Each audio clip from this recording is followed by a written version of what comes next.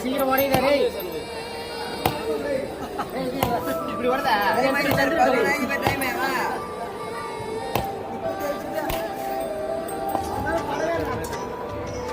நம்ம மேல பட்டா போதும்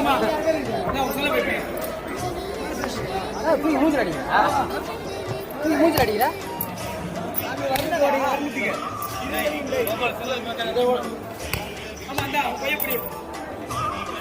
வெரி குட் வெரி குட் அதுதானே என்ட்ரி அது கிடையாது அச்சு பையன்